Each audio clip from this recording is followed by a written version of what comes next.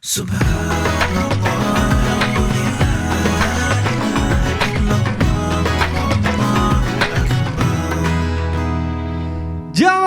oh jamaah. Alhamdulillah. Alhamdulillah jamaah masih di Islam itu Indah. Dan untuk jamaah yang baru bergabung, hari ini kita sedang membahas tema amarah penghilang berkah. Masya Allah. Tadi di segmen sebelumnya nih masih ada yang punya hutang jawaban sama saya. Saya mau ke Ustadz Maulana, saya mau nagih hutangnya. Ustadz Maulana mohon izin, bagaimana nih tadi perihal kalau kita marah ke anak. Kadang kan namanya orang tua ya nggak bisa nahan. Terus juga anak itu kan kadang nggak ngerti kalau dikasih tahu. Nah bener gak sih kalau misalnya kita itu marah-marah sama anak itu bisa menghilangkan keberkahan pada anak. Terus takutnya nanti kalau hilang keberkahan anaknya nanti gak jadi anak soleh atau solehah. Nah, Tidak boleh marah sama anak. Waduh. Saya tidak setuju kalau ada orang tua marah sama anak.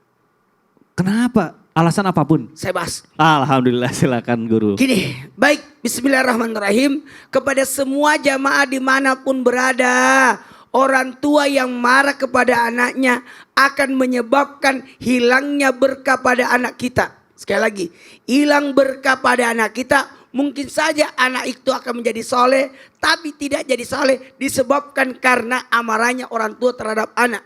Ridallah fi ridal walidain, sutullah sutul walidain. Ketika orang tua marah sama anak, berarti di situ posisinya Allah pun marah terhadap anak. Nah, pembelajaran sebenarnya dari dua sisi. Kepada anak jangan membuat orang tua marah. Buatlah orang tua bahagia sehingga engkau mendapatkan ridha Allah. Sementara orang tua jangan pernah marah. Mama jangan marah. Oh iya. Saya bingung nada awalnya. Ya satu gimana? Ustaz jangan marah-marah. Nanti Ustaz cepat tua. Oh gitu. Oh iya. Udah tua sih. Kenapa jangan orang tua marah sama anak? Lihat posisi anak. Kadangkala ada anak, orang tua bermasalah. Marah-marah sama anak bayi. Apa ini anak bayi? Nangis tengah malam. Bagaimana dia tahu itu tengah malam? Dan bisa jadi reaksi anak itu anak-anak nangis. Please. Jamaah. Maka keridhaan Allah terletak dari ridho orang tua. Dan hati-hati. Ketika orang tua marah sama anak. Sebenarnya yang dirusak otaknya anak. Ini penelitian dari ahli neuroscience. Neuroscience. Ya itu, Baik. neuroscience. Bunda Dr. Aisyah Dahlan pernah menegaskan, kita jangan marah sama anak karena bisa merusak otaknya anak.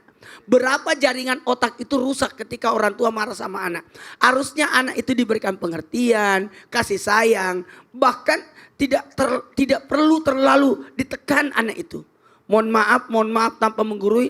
Kan ada tahapan usianya. 1 sampai 7 usia raja dan ratu. 7 sampai 14 usia ibaratnya tawanan. Bagaimana kita terapkan kedisiplinan ketika usia 7 sampai 14. 14 ke 21 itu adalah usia persahabatan sama orang tua. Makanya sebaiknya bukan orang tua marah sama anak. Tapi usahain orang tua mendoakan anak. Hati-hati.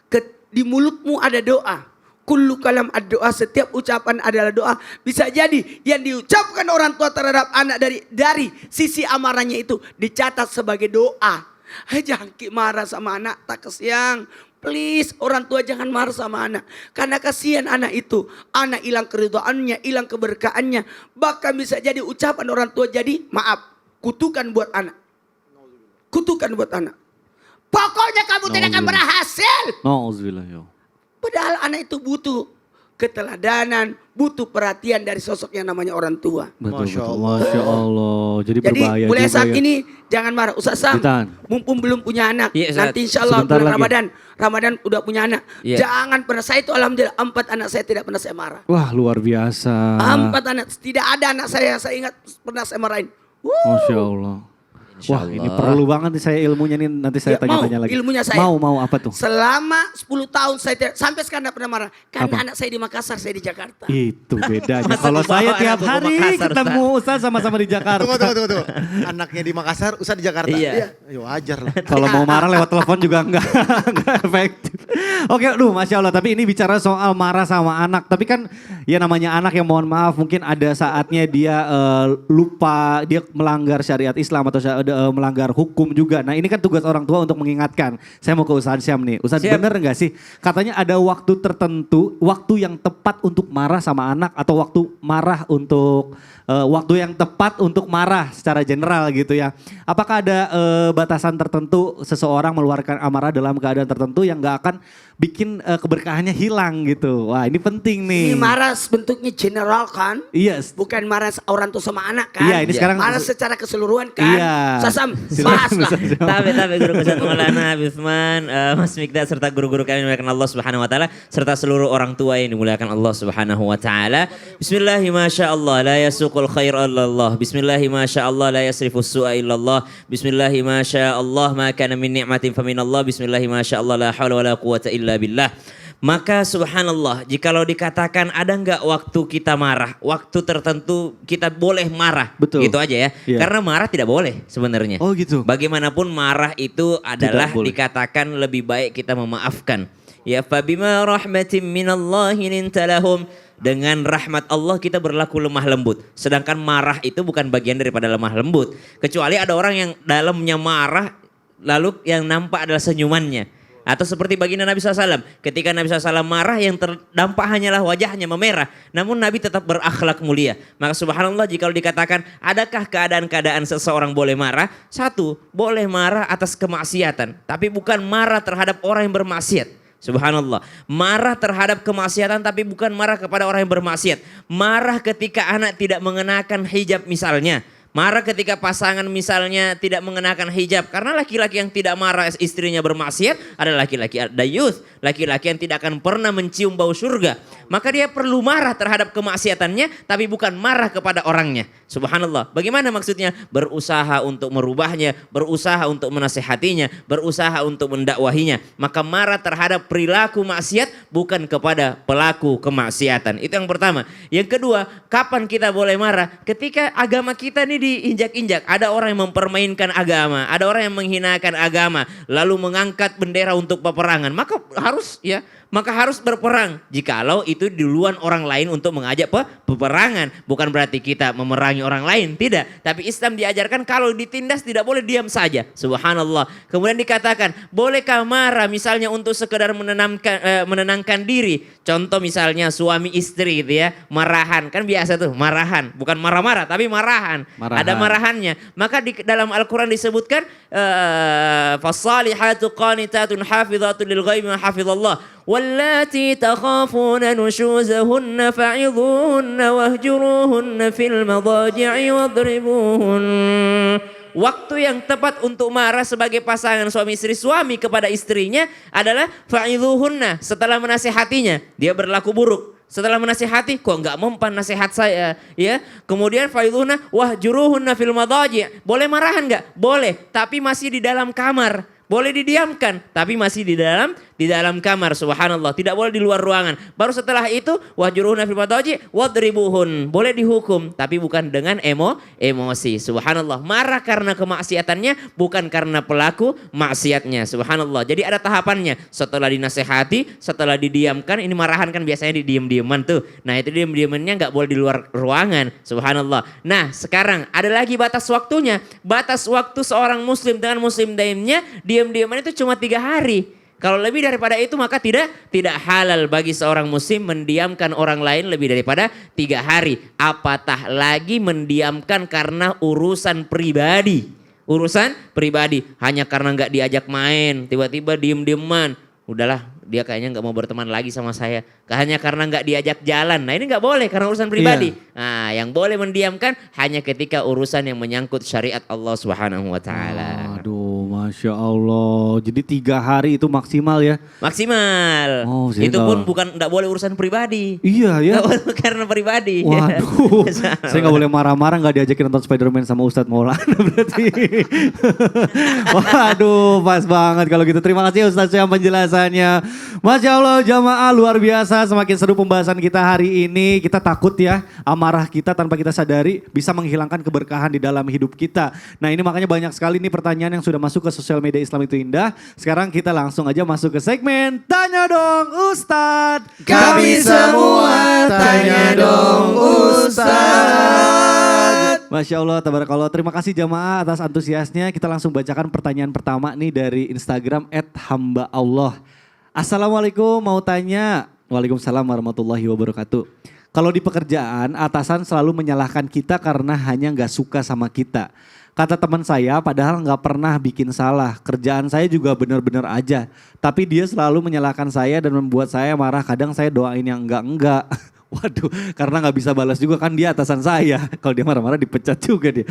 Apakah akan membuat pekerjaan kita menjadi hilangnya berkah? Kan saya juga punya batas kesabaran Ustadz. Mohon dijawab sama Ustadz Maulana, request tuh. Silakan Ustadz.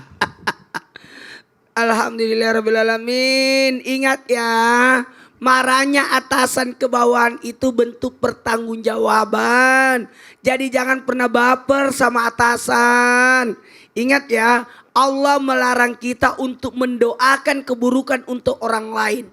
Kalau ada istilah gini, jangan pernah meludah di sumur yang engkau minum. Itu istilah. Maksudnya gimana tuh Ustadz Maulana Jangan tuh? engkau meludah di sumur yang engkau minum. Engkau jelek-jelekkan atasanmu. Sementara yang gaji kamu atasanmu. Nah, Hello. betul. Apalagi kau doakan keburukan. Kalau dia jatuh, kalau dia tumbang, kamu juga ikut tumbang. Betul. Jadi sebaiknya jangan didoakan keburukan. Kesalahan besar kita karena mendoakan keburukan. Ingat, menghentikan kezaliman. Mungkin Anda merasa disalimi. Maka hentikanlah kezaliman itu dengan tenaga, dengan aksi, dengan kebaikan, dengan perbuatan. Itu jauh lebih baik dibanding mendoakan keburukan. Karena kenapa?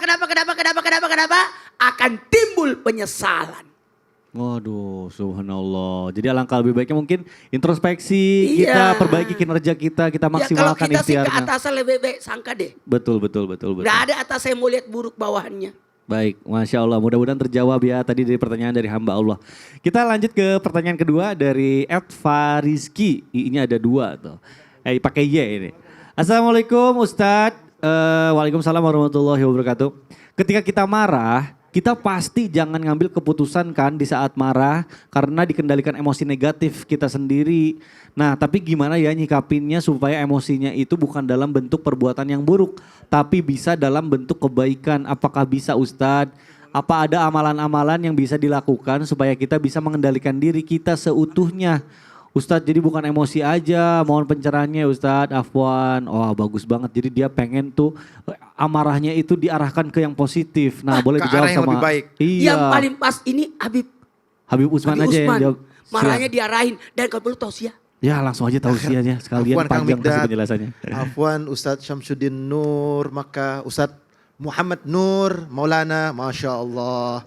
Bismillahirrahmanirrahim. Allahumma salli ala Sayyidina Muhammad wa ala ali Sayyidina Muhammad. Dalam keadaan marah ataupun emosional dilarang mengambil sebuah keputusan. Biasanya kalau misalkan seandainya seseorang dia lagi dalam keadaan emosional atau lagi lapar, ya kan? Itu nggak stabil. Yang satu misalkan kalau lagi emosional lagi marah, wah dia akhirnya karena marah emosional dia dukung yang ini. Kalau dia misalkan lagi lapar, udahlah buru-buru aja deh. Karena juga dalam keadaan lapar, terganggu daripada akal dan pikirannya. Atau kebelet. Atau Emangnya? Mau ke toilet. mau ke toilet gitu. Oh jadi emosi minggir mau ke toilet gitu ya. Dalam sebuah hadis riwayat dari Imam Bukhari radhiyallahu an bahwasanya baginda Nabi besar Muhammad sallallahu alaihi wasallam bersabda, layak diana hagamun baina isnaini wa huwa gadabanun. Jelas bahwasanya seorang hakim ini dia itu dilarang memutuskan perkara kalau misalkan dalam keadaan marahnya. Jadi kalau misalkan dalam emosional ataupun dalam keadaan marah tidak boleh mengambil sebuah keputusan karena membahayakan. Begitupun sama ketika kita sebagai seorang suami mengambil sebuah keputusan dalam rumah tangga kita, dalam keadaan emosional tidak boleh. Kita mesti lebih nenangin diri dulu, istighfar dulu, minta ampunan kepada Allah, ya Allah astagfirullahaladzim, astagfirullahaladzim. Maka ketika emosional, setan mengganggu kita, manas-manasin, ngomporin. Akhirnya apa? Berdampak fatal. Innahu lakum aduwwum mubin. Dia musuh yang nyata, dia masuk ke dalam telinga kita, pikiran kita, hati kita, jiwa kita untuk mengganggu kita di dalam segala sesuatunya agar kita terjerumus ke dalam segala sesuatu yang Allah tidak ridhoi. Atau kita terjerumus daripada hal yang akan kita menyesal. Keputusan di dalam emosional akan mendapatkan sebuah penyesalan yang luar biasa. Nyesalnya belakangan. Makanya bagaimana cara meredamkan amarah itu? Apabila kita dalam keadaan marah, kalau kita lagi diri, buru-buru duduk. Lagi marah nih, diri, astagfirullahaladzim langsung duduk. Ya kan? Kalau lagi duduk, ya kan? Marahnya, wah lagi marah-marah nih, tiduran. Ya kan? Tiduran gini ya. Tiduran, astagfirullah. Senderan juga boleh astagfirullahaladzim, ya kan?